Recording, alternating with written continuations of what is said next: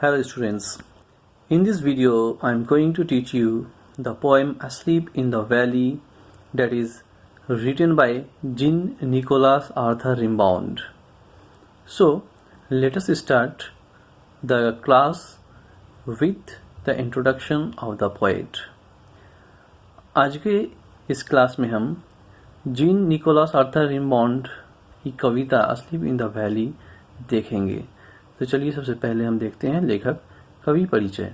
Gene Nicolas Arthur Rimbaud was born in 1854 and he died in 1891. He was a French poet from the 19th century.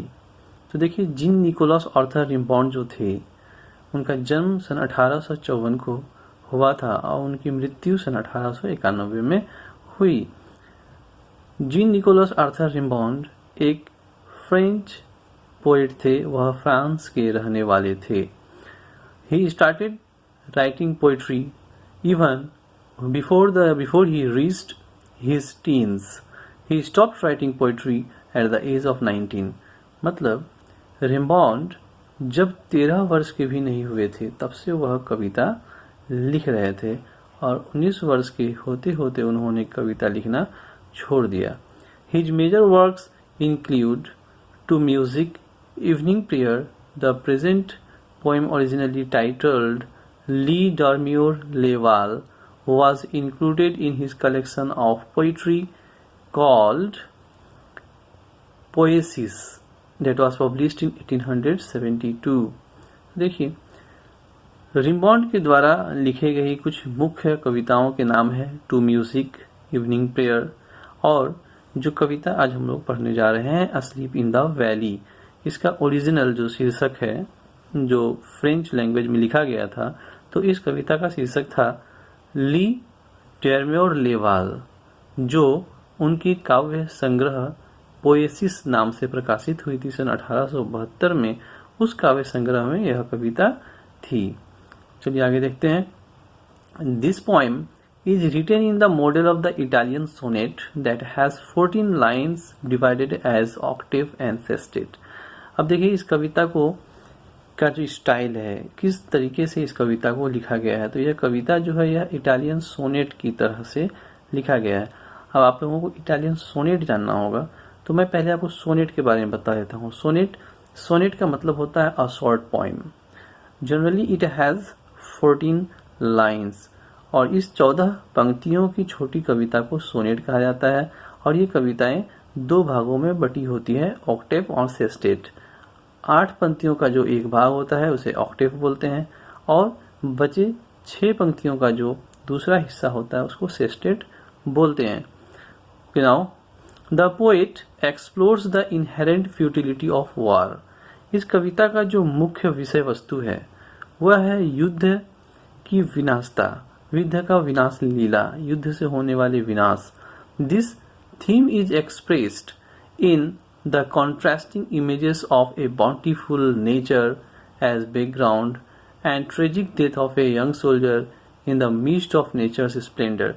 देखिए कवि ने बड़े ही कलात्मकता के साथ, बड़े ही विद्वता के साथ युद्ध के विनाश लीला को इस कविता के माध्यम से दर्शाया है, क्योंकि इस कविता के बैकग्राउंड में, इस कविता में प्रकृति का सुंदर दृश्य दिखाया गया है और उस प्रकृति के सुंदर दृश्य के बीच एक युवा सैनिक को मृत दिखाया है, जिससे यह बात सामने आती है कि युद्ध एक विनाश का काम है।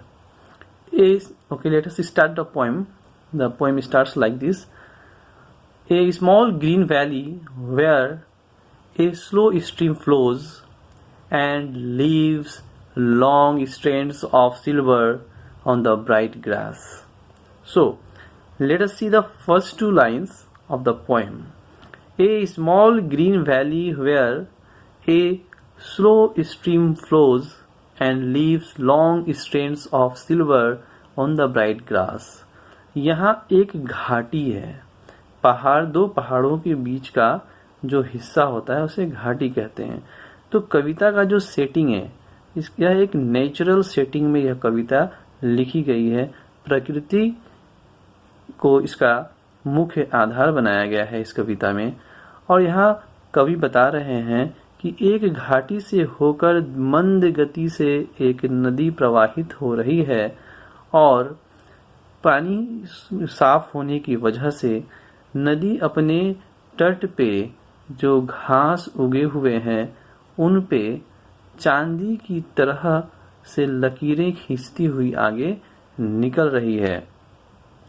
From the mountain top stream the sun's rays they fill the hollow full of light. अब देखिए आगे कवि कहते हैं कि पहाड़ के चोटियों से, पहाड़ के ऊपर से सूरज की किरणें घाटी पे पड़ती है और घाटी को पूरा चकाचौंध कर देती है, प्रकाश से भर देती है। सूरज की किरणें घाटी को प्रकाश से भर देती है। A soldier very young lies open mouthed. अब इसी बीच कवि प्राकृतिक सौंदर्य का वर्णन करते हुए कवि अचानक एक युवा सैनिक को प्रस्तुत करते हैं इस कविता में, और वह कहते हैं कि एक युवा सैनिक खुले मुंह पड़ा हुआ है। इस प्राकृतिक सौंदर्य के बीच एक युवा सैनिक खुले मुंह पड़ा हुआ है घास के मैदान पे।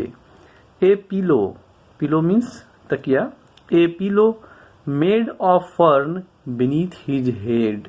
तो देखिए वह जो युवा सैनिक खुले मुंह पड़ा हुआ है इन घाटियों के बीच घास के मैदान पे, उस सैनिक के सर के नीचे फर्न, जो एक नॉन फ्लावरिंग प्लांट होता है ना, पुष्पीय पौधा फर्न, जो जनरली पानी के स्रोत के पास पाया जाता है, छोटे छोटे पौधे होते हैं।